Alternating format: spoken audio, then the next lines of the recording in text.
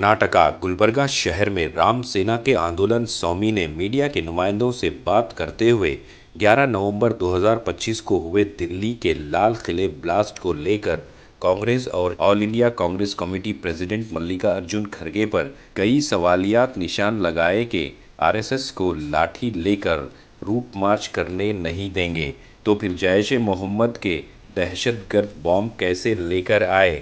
आंदोलन स्वामी ने पड़ोसी मुल्क पाकिस्तान को सबक सिखाने की बात कही और एक मुहावरा कहा कि दानिश्वर को अल्फाजों से जवाब देना चाहिए और गधे को लातों से जवाब देना चाहिए। बिहार इलेक्शन और लाल किले के धमाके को जोड़ने वाले कांग्रेस पार्टी के स्टेटमेंट को अहमकाना करार दिया। तो आइए देखते हैं तफसीली report. Bureau report Atraf TV Urdu news. देखो, आज का प्रेस मीट का विषय ये था 11 तारीख को भारत के लाल किला, दिल्ली नगर में लाल किला जो है, लाल किला के सामने एक बहुत बड़ा बम धमका हुआ है। उस घटना में 13 लोग जान जा चुका है और 20 से ज़्यादा लोग घायल हो चुका है। ये घटना बहुत इस भारत को एक कराल इतिहास लिखा हुआ है। ये घटना नहीं होना था क्योंकि 2014 के पहले ऐसा घटना बहुत चलते थे इस देश में। 2014 से अब तक 11 साल में ऐसा दुर्घटना नहीं हुआ था, लेकिन इस बार जो बम ब्लास्ट जो बनाने का सोच था उसमें वो यश मिला है उनको। लेकिन इसका जो परिणाम है, पाकिस्तानी हो या हिंदुस्तान में रहकर देश गद्दारी काम कर रहा है, उसको सबक बहुत जल्द से जल्द मिलता है। मैं केंद्र सरकार को आग्रह करता हूं, एक बात से पाकिस्तान नहीं सुधरेगा। एक बार, दो बार, तीन दिन युद्ध करे तो वो सबक नहीं सिखाने वाला देश नहीं है। एक बार ऐसा झटका देना पाकिस्तान को, उनके पास वेपन भी नहीं मिलना चाहिए। ऐसा धमका पाकिस्तान को दिए तो भारत सुरक्षित रहेगा, नहीं तो भारत असुरक्षित हो जाता है। क्योंकि देश में जो है गद्दार लोग, पढ़े लिखे हुआ लोग, पहले बोलते थे जो नहीं पढ़ता है वही टेररिस्ट होता है बोल के, लेकिन आज जो इतिहास फरीदाबाद में जो पकड़ा गया और दिल्ली में जो बम ब्लास्ट किया, वो सब लोग MBBS डिग्री लिया सो है, वो डॉक्टर्स है। उन लोगों ने स्टडी करने के लिए जो स्फोटक नाम स्टडी नाम के लिए अमोनियम सल्फेट 300,000 क्या 3 कुंटल 300,000 किलो क्या 3,000 किलो वो संग्रह करके भारत में बहुत बड़ा धमका देने वाला था। लेकिन हमारा पुलिस, हमारा इंटेलिजेंसी वो विफल किया है। लेकिन ये एक घटना भारत के सब लोगों को बहुत दुख हुआ है। ऐसा घटना फिर आने वाले दिन में नहीं होना चाहिए बोल के हमारा आग्रह है। मैं और एक बात पूछना चाहता हूँ, आरएसएस के बारे में यहाँ की मिनिस्टर, डबल स्टैंड मिनिस्टर बात करता है, लेकिन जैश ए मोहम्मद संगठन के खिलाफ क्यों नहीं बोलता है? ये लोग बोलना चाहिए ना। जैश ए मोहम्मद कब रजिस्टर हुआ है, कहाँ रजिस्टर हुआ है, वो पूछना था, वो नहीं पूछ रहा है। हमारे लोग भी नीली शाल लेके परेड लाठी लेके आए तो क्या होता है, बात करने वाला डबल स्टैंड मिनिस्टर अब क्या बोलेगा, वो जैश ए मोहम्मद बम ब्लास्ट किया ना। ऐसा नहीं होना चाहिए। ये देश को आफत आया, सिर्फ मोदी बीजेपी सरकार के ऊपर आफत नहीं है, ये आफत, ये दुरंत सारे देशवासियों को है। कल उनको मारा है, आज कल उनको मारा है, नहीं तो परसों हमको मारने वाला है। वो सोचकर बात करना चाहिए बोल के हम विनंती करते हैं। ರಾಷ್ಟ್ರೀಯ ವಿಷಯ, ಕಳೆದ 11ನೇ ತಾರೀಕು ಭಾರತದ ರಾಷ್ಟ್ರದ ರಾಜಧಾನಿ ದೆಹಲಿ ಕೆಂಪುಕೋಟೆ ಎದುರುಗಡೆ ಬಾಂಬ್ ಬ್ಲಾಸ್ಟ್ ಆಗಿರುವ ವಿಷಯ ಕುರಿತಂತೆ ನಾವು ಪತ್ರಿಕಾಗೋಷ್ಠಿಯನ್ನು ಕರೆದಿದ್ದೀವಿ. ಫರೀದಾಬಾದ್ ಹರಿಯಾಣದಲ್ಲಿ ಅನಿಲ ಸ್ಫೋಟವನ್ನು ಮಾಡಿ ಬಹಳ ದೊಡ್ಡ ದುರಂತವನ್ನು ನಡೆಸುವಂಥ ಕುತಂತ್ರ ಅಲ್ಲಿಯ ಓದು ಬಲ್ಲಹ ವೈದ್ಯರ ಒಂದು ತಂಡ ಇಂಥ ಒಂದು ಷಡ್ಯಂತ್ರ ರೂಪಿಸಿತ್ತು. ಆ ತಂಡವನ್ನು ಕಟ್ಟಿ ಹಾಕುವಲ್ಲಿ ಅಲ್ಲಿ ನಮ್ಮ ಪೊಲೀಸ್ ಇಲಾಖೆ ಮತ್ತು ಇಂಟೆಲಿಜೆನ್ಸಿ ಬಹಳ ಸಫಲ ಆಗಿದೆ. ಆದರೆ ಒಬ್ಬ ವೈದ್ಯ ಅಲ್ಲಿಂದ ತಪ್ಪಿಸ್ಕೊಂಡು ಬಂದು ದಿಲ್ಲಿಯ ನಗರದೊಳಗಡೆ ಜನನಿ ಬೀಡ ಪ್ರದೇಶದಲ್ಲಿ ತನ್ನನ್ನು ತಾನು ಸ್ಫೋಟ ಮಾಡಿಕೊಂಡು 13 ಜನ ಸಾವನ್ನಪ್ಪಿದ್ದಾರೆ ಮತ್ತು 20ಕ್ಕೂ ಹೆಚ್ಚು ಜನ ಗಾಯಗೊಂಡಿದ್ದಾರೆ. ಇದು ನಮ್ಮ ಭಾರತದ ಇತಿಹಾಸದಲ್ಲಿ ಒಂದು ಬಹಳ ದೊಡ್ಡ ಕಪ್ಪು ಚುಕ್ಕೆ ಮತ್ತು ಅವಮಾನ. ಈ ಇಸ್ಲಾಮಿಕ್ ಟೆರರಿಸ್ಟ್ನ ಉದ್ದೇಶ ಇಷ್ಟೇ, ಭಾರತವನ್ನು 2047ರವರೆಗೆ ಇಸ್ಲಾಂ ರಾಷ್ಟ್ರ ಮಾಡಬೇಕು ಅನ್ನುವಂತಹ ನಿಟ್ಟಿನಲ್ಲಿ ಅವರು ಹೋರಾಟ ಮಾಡ್ತಾ ಇದ್ದಾರೆ. ನಾನು ಕೇಂದ್ರ ಸರ್ಕಾರಕ್ಕೆ ಆಗ್ರಹ ಮಾಡ್ತಾ ಇದ್ದೀನಿ, ಪಾಕಿಸ್ತಾನಕ್ಕೆ 2 ಬಾರಿ 3 ದಿನ 4 ದಿನ ಯುದ್ಧ ಮಾಡಿದರೆ ಅದು ಬುದ್ಧಿ ಕಲಿಯುವಂಥ ದೇಶ ಅಲ್ಲ. ಜಾಣನಿಗೆ ಮಾತಿನ ಪೆಟ್ಟು, ಕೋಣನಿಗೆ ಲತ್ತೆ ಪೆಟ್ಟು ಅನ್ನುವ ಹಾಗೆ ಪಾಕಿಸ್ತಾನದ ವಿರುದ್ಧ ಇಂತಹ ದಿಟ್ಟ ಕ್ರಮ ತೆಗೆದುಕೊಳ್ಬೇಕು. ಇನ್ನೊಮ್ಮೆ ಅದು ಭಾರತದ ವಿರುದ್ಧ ಕಣ್ಣೆತ್ತಿ ನೋಡಬಾರ್ದು. ಆ ನಿಟ್ಟಿನಲ್ಲಿ ಕ್ರಮ ತೆಗೆದುಕೊಂಡ್ರೆ ಮಾತ್ರ ನಿಮ್ಮ ನಾಗರಿಕರು ಸುರಕ್ಷಿತವಾಗಿರಲಿಕ್ಕೆ ಸಾಧ್ಯ ಇದೆ. ಇಲ್ಲದೆ ಹೋದರೆ ಭಾರತ ಅಸುರಕ್ಷಿತವಾಗಿರುವ ಆ ರೀತಿಯಲ್ಲಿ ನಮಗೆ ಭಾವನೆಯಲ್ಲಿ ಬರ್ತಾ ಇದೆ. ಕಟ್ಟುನಿಟ್ಟಿನ ಕ್ರಮ ಕೇಂದ್ರ ಆಡಳಿತ ತೆಗೆದುಕೊಳ್ಬೇಕು ಅನ್ನುವಂಥ ಆಗ್ರಹ ನಮಗಿದೆ. ನೋಡಿ, ಇಲ್ಲಿಯ ಉಸ್ತುವಾರಿ ಮಂತ್ರಿಗಳು ಕಳೆದ 1 ತಿಂಗಳಿಂದ RSS ಬಗ್ಗೆ ಪುಂಖಾನುಪುಂಖವಾಗಿ ಮಾತಾಡ್ತಾ ಇದ್ದಾರೆ. RSS ರಿಜಿಸ್ಟ್ರೇಷನ್ ಕಾಪಿ ಕೊಡಿ ಅಂತ. ಯಾಕೆಂತ ಕೇಳಿದರೆ ಇವರು ದೊಣ್ಣೆ ಇಟ್ಕೊಂಡು ಬಂದರೆ ಭಯ ಆಗುತ್ತೆ ಅಂತ.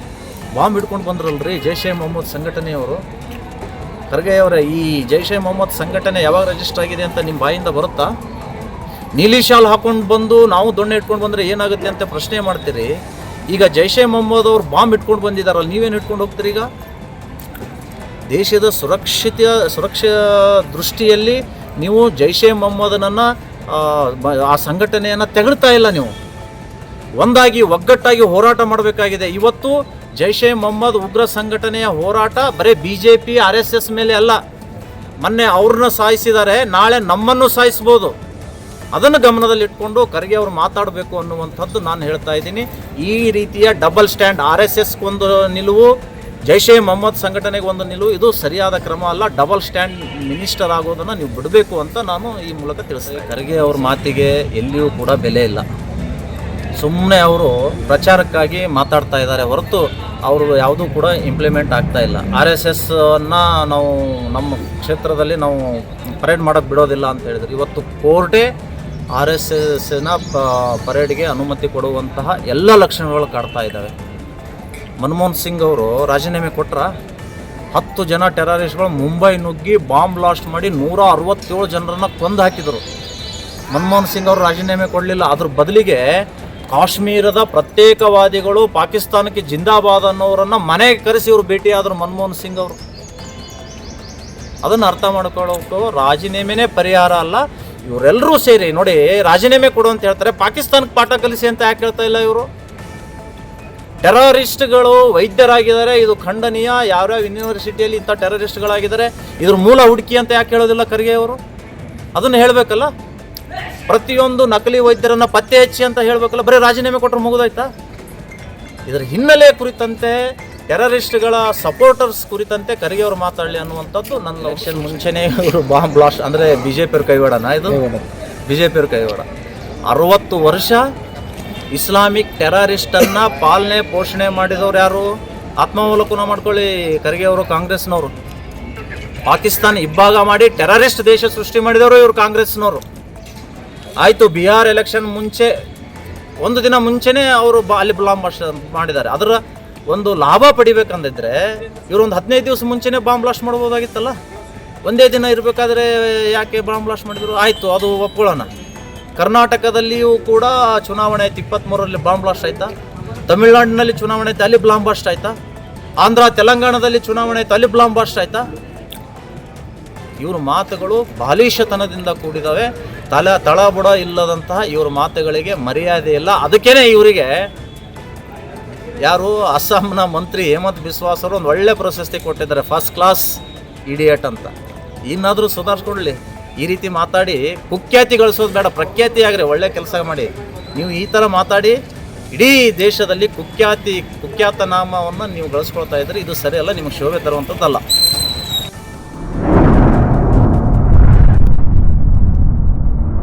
अतराफ टीवी, हर बात सच के साथ।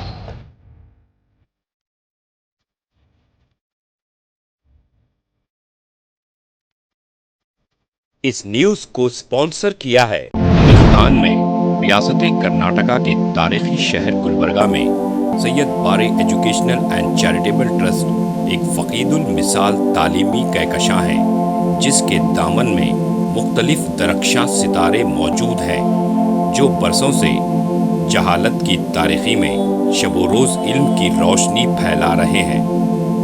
वो चमकते सितारे हैं next generation PU science college, Al Karim college of school of nursing, Syed Abu Bakar Siddiq Syed Bare college of nursing, KBS Kasim Bi Sahiba college of pharmacy and physiotherapy. यहाँ जदीद आलात से लैस लेबोरेटरीज में आला तालीम याफ्ता फैकल्टी जामे तालीम फराहम करते हैं। यहाँ इल्मी और अमली तजुर्बे के साथ तलबा और तालिबात के रोशन मुस्तकबिल के लिए महारत फराहम की जाती है। Syed Bare educational and charitable trust तलबा के लिए इल्म हासिल करने का एक मियारी और महफूज इदारा है, जो नज़रिया और अमली तजुर्बे को मिलाकर हमारे तलबा को इनफरादी क़ुव्वत में कामयाबी के लिए ज़रूरी महारतें फराहम करता है।